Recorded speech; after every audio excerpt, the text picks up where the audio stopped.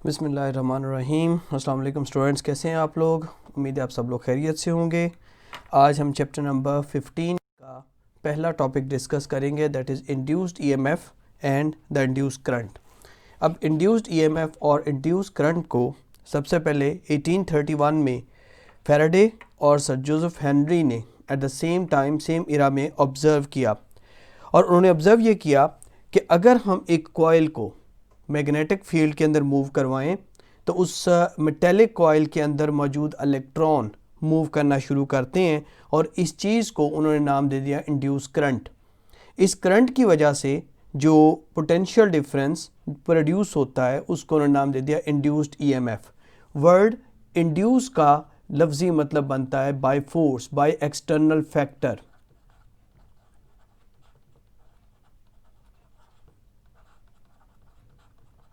यानी ऐसा काम जो बजाते खुद अपने तौर पे ना हो बल्कि किसी एक्सटर्नल फैक्टर की वजह से हो। अब इंड्यूस करंट या इंड्यूस्ड ईएमएफ को हम प्रोड्यूस किस तरह से कर सकते हैं? सपोज कीजिए हमारे पास नॉर्थ पोल और साउथ पोल, हम एक मैग्नेटिक फील्ड लेते हैं और magnetic lines of force north pole से साउथ पोल की तरफ मूव करेंगी। अगर सपोज हम यहाँ पे इस नॉर्थ और साउथ पोल के दरमियान में एक सिंपली वायर मूव करवाएं in the form of A loop,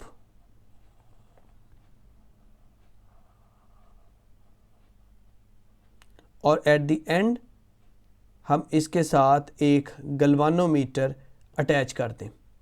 अब अगर इस लूप को हम लेफ़्ट टू राइट या राइट टू लेफ़्ट मूव करवाएं तो इस वायर के अंदर वटेवर इट इज़ कॉपर या कोई भी मेटेलिक एलिमेंट, तो इसमें मौजूद इलेक्ट्रॉन्स के ऊपर एक फोर्स लगेगी। इसको आप 3 डायमेंशनली भी देख सकते हैं, इसको हम 2 डायमेंशनली भी कर सकते हैं।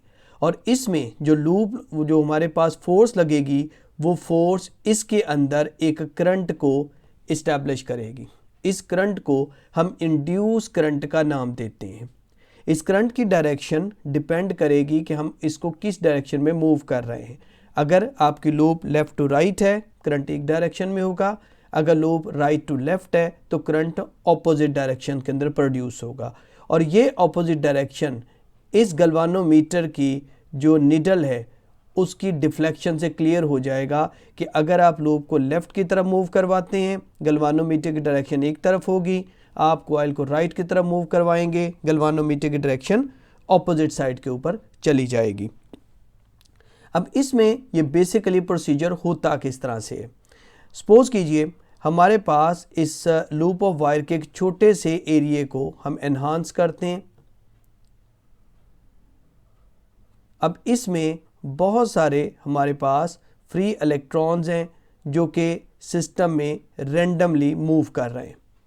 जिस वक्त इसके ऊपर magnetic lines of force attach होती हैं और वो magnetic lines of force perpendicular है। अब अगर फ़र्ज़ करें आप इस वायर को मूव करवाते हैं लेफ़्ट टू राइट या राइट टू लेफ़्ट, तो आप गौर कीजिए इन पार्टिकल्स के ऊपर एक फ़ोर्स लगेगी, और हमारे प्रीवियस नॉलेज के मुताबिक ये फ़ोर्स हमारे पास formula F is equal to Q V cross B के रिलेशन के तहत है। अब चेक दिस आउट, हमारे पास सिस्टम में वायर में चार्जेस मौजूद हैं, हमारे पास एक्सटर्नल फील्ड B मौजूद है। चुनांचे अगर हम इसको V वेलोसिटी प्रोवाइड करें, ये V वेलोसिटी एक फ़ोर्स प्रोड्यूस करेगी, और वो फोर्स इन चार्जेस को एक ख़ास डायरेक्शन में मूव करेगी, either toward forward or toward reverse side. या फॉरवर्ड की तरफ जाएंगे या रिवर्स की तरफ जाएंगे। और ये जो इसके अंदर हमारे पास एक करंट का फ्लो शुरू होगा, इस करंट को हम नाम देते हैं, ये हमारे पास इंड्यूस करंट है। अब ये इंड्यूस करंट जिस वक्त गलवानोमीटर के दोनों पॉइंट्स के ऊपर आता है तो वहाँ पर गलवानोमीटर के रेजिस्टेंस की वजह से इलेक्ट्रॉन्स रुक जाते हैं। इन इलेक्ट्रॉन्स का एक दबाव क्रिएट होता है और इस दबाव को हम नाम दे देते हैं इंड्यूस्ड ईएमएफ का। अब अगर फ़र्ज़ कीजिए हम इस इंड्यूस करंट को या इस वायर को, इस पूरे सिस्टम को एक कांस्टेंट फैक्टर से मूव करवाएं, तो इस सूरत हाल में वायर की इंटरनल रेजिस्टेंस R और इसमें फ़्लो करने वाला करंट I हमारे पास एक कांस्टेंट फैक्टर पैदा करता है और ये कांस्टेंट फैक्टर कहलाएगा इंड्यूस्ड ईएमएफ।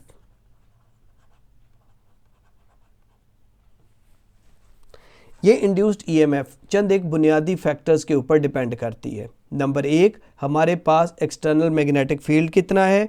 नंबर 2, हम इसको कितनी स्पीड से इस वायर को मूव करवा रहे हैं। और नंबर 3, हमारे पास जो कॉइल है उसकी वायर की टोटल लेंथ कितनी है। इसी चीज़ को हम एक अल्टरनेट फैक्टर, अल्टरनेट मैथमेटिक्स से भी सॉल्व कर सकते हैं। लेट्स सपोज हमारे पास ये लूप ऑफ वायर जिसके साथ हमने गैल्वानोमीटर लगाया और इसके ऊपर हम perpendicular magnetic lines of force या मैग्नेटिक फील्ड को अप्लाई कर रहे हैं। नाउ चेक दिस आउट, हमारे पास जो लेंथ ऑफ वायर है सपोज दैट इज L और इसके अंदर जो चार्ज पार्टिकल्स हैं, let's suppose that charge particle is Q। तो according to basic formula here the force it is equal Q into V cross B।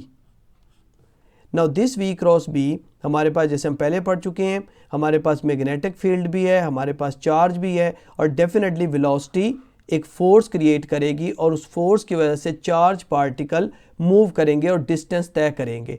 Now चूंकि कुछ ना कुछ इस चार्ज को मूव करवाने में वर्क डन होगा, so according to basic relation work done is F dot D।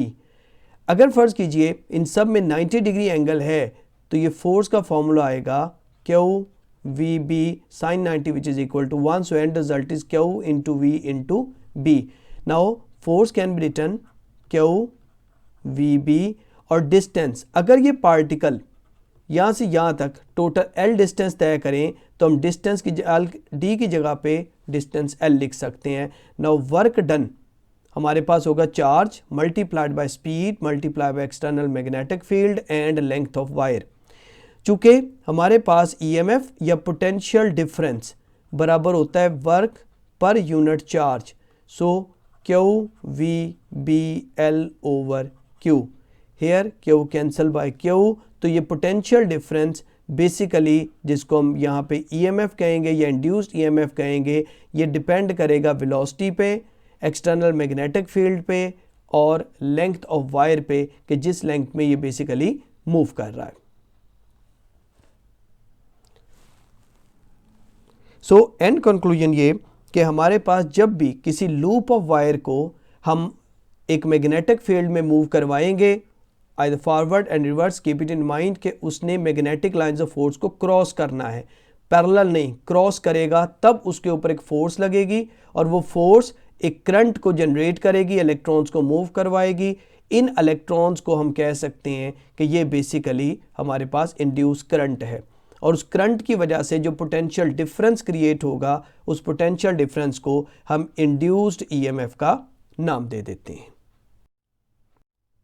Now how many method to produce this induced EMF. अब इंड्यूस्ड ईएमएफ को प्रोड्यूस करने के लिए हमारे पास बुनियादी तौर पे 5 मेथड हैं। नंबर 1,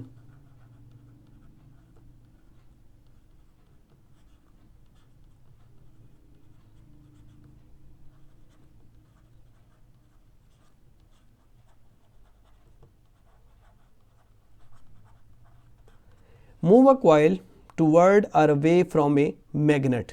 दिस मीन कि अगर फ़र्ज़ कीजिए आपके पास जस्ट एक कॉइल और उस कॉइल को इस तरह in the form of just rings, इस कॉइल के दोनों सिरों पे उसके एंड पे आप एक अदद गैल्वानोमीटर अटैच कर दें और इस कॉइल के सामने आप सिंपली एक north south bar magnet put up कर दें। अब नॉर्थ साउथ बार मैग्नेट में जैसा कि हम जानते हैं नॉर्थ से मैग्नेटिक लाइंस निकलती हैं और साउथ में एंटर हो जाती हैं। अब अगर फ़र्ज़ कीजिए आप इस कॉइल को मूव करवाएं फॉरवर्ड और बैकवर्ड, तो उस सूरत हाल में इस कॉइल में 90 डिग्री के ऊपर परपेंडिकुलरली ये magnetic lines of force change होंगी। अगर कॉइल फॉरवर्ड आएगी, गैल्वानोमीटर की जो सुई है वो डिफ्लेक्शन एक डायरेक्शन में देगी और अगर फ़र्ज़ कीजिए कि आप कॉइल को ऑपोजिट डायरेक्शन में लेके जाते हैं तो इस सूरत हाल में गैल्वानोमीटर की सुई ऑपोजिट डिफ्लेक्शन देगी, जो शो करेगी कि हमारे पास करंट जो है वो ऑपोजिट डायरेक्शन में फ़्लो कर रहा है। सेकंड मेथड कि जिसमें आप नोट कीजिए कि हम कॉइल को मूव करवा रहे हैं, ये भी मुमकिन है कि हम मूव करवाएं मैग्नेट को toward or away from coil. So पहला मेथड कि आप एक कॉइल को मैग्नेट की तरफ मूव करवा सकते हैं, मैग्नेट से अवे लेके जा सकते हैं। दूसरा मेथड, आप मैग्नेट को फॉरवर्ड या रिवर्स डायरेक्शन में मूव करवा सकते हैं ताकि flux number of line, magnetic line इस कॉइल के अक्रॉस चेंज होती रहे। This is the second method. Third method, अगर फ़र्ज़ कीजिए कि आप कॉइल या मैग्नेट को लीनियरली मूव नहीं करवा सकते तो ये भी मुमकिन है कि आप कॉइल का एरिया ही मैग्नेटिक फील्ड में चेंज कर दें। फॉर एग्ज़ाम्पल, अगर हम ये कहें कि हमारे पास किसी जगह पे magnetic lines of force into the paper हैं and it is uniformly distributed, तो इस सूरत हाल में अगर फ़र्ज़ कीजिए आपके पास एक कॉइल है और इस कॉइल को फिल वक्त आप कंसिडर करें कि ये इस फॉर्मेट के अंदर है।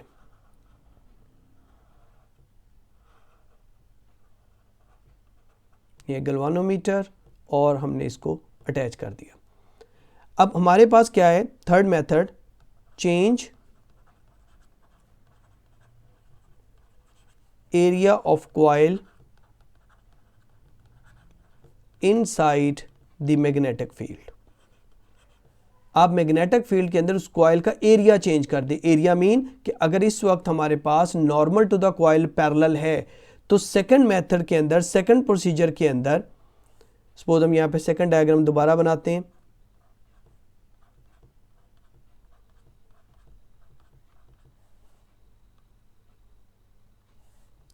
और अब की बार आप इस कॉइल को रोटेट करवा रहे हैं इनसाइड द मैग्नेटिक फील्ड।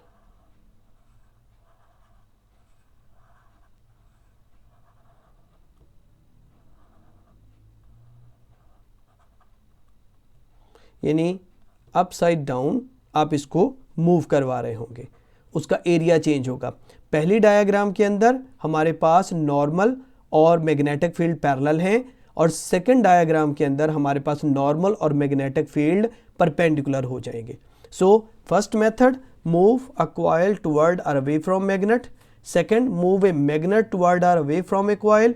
और third, change area of coil inside the magnetic field. इन तीन तरीकों से हम ईएमएफ को प्रोड्यूस कर सकते हैं।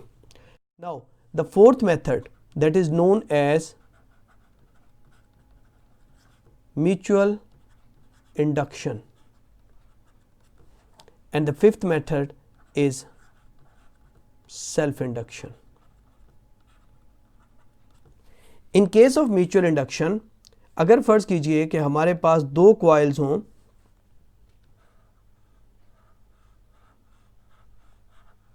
वन कॉइल जिसके साथ हम बैटरी अटैच कर देंगे और साथ में एक रियोस्टेट, और सेकंड कॉइल जिसके साथ हम स्ट्रेट फॉरवर्डली एक गैल्वानोमीटर को अटैच कर देंगे। सो जिस कॉइल के साथ हम अटैच करते हैं variable supply, it is known as primary.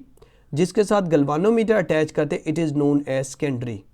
Current flowing in the primary is known as primary current, और जो करंट सेकेंडरी में फ्लो करेगा that is known as the secondary current.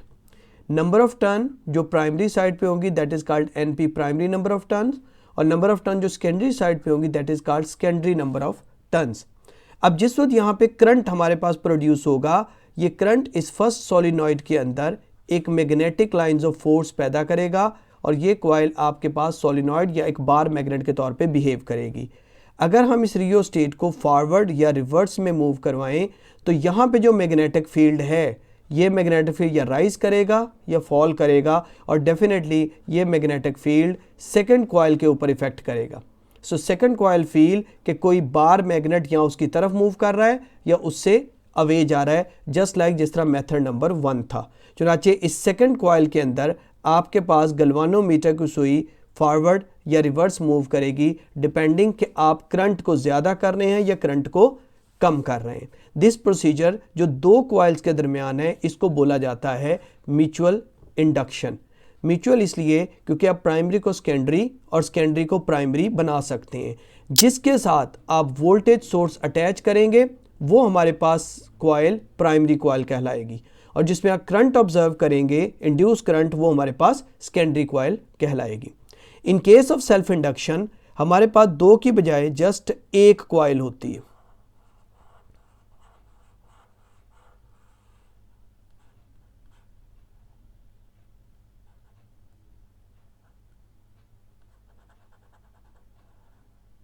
और इस कॉइल के अंदर जिस वक्त आप करंट को चेंज करते हैं using the rheostat, either moving rheostat forward या रिवर्स, तो यहाँ जो वोल्टेज है वो फौरी तौर पर इसमें एक रिवर्स इफेक्ट पैदा करते हैं। सपोज इसमें हम कन्वेंशनल करंट की बात करें, this is current by the battery, तो जैसे ही करंट राइज या फॉल करेगा इस बैटरी के अगेंस्ट एक रिवर्स ईएमएफ जो है वो प्रोड्यूस होगी। इस रिवर्स ईएमएफ को हम सेल्फ इंडक्शन कहते हैं। करंट राइज करने की कोशिश करेगा, ईएमएफ उसको दबाएगी यानी लो करने की कोशिश करेगी, करंट फॉल करेगा तो ईएमएफ उसको हाई करेगी। This procedure is known as the self induction. Students, इन पांचों मेथड्स को हम अलग अलग इस्तेमाल करते हैं। कुछ को करंट प्रोड्यूस करने के लिए इन केस ऑफ जनरेटर्स, और कुछ को हम ट्रांसफार्मर में या चोक कॉइल के अंदर। For example mutual induction transformer basic principle है, सेल्फ इंडक्शन ट्यूबलाइट के अंदर या चोक कॉइल में करंट को बैलेंस करने के लिए इस्तेमाल करती है। सो फिल वक्त हमारे पास ये 5 मेथड हैं जिससे हम इंड्यूस्ड ईएमएफ को प्रोड्यूस कर सकते हैं। इसको स्टडी कीजिए और अगर प्रॉब्लम हो तो आप ग्रुप में मेरे साथ डिस्कस कर सकते हैं। अल्लाह हाफिज़।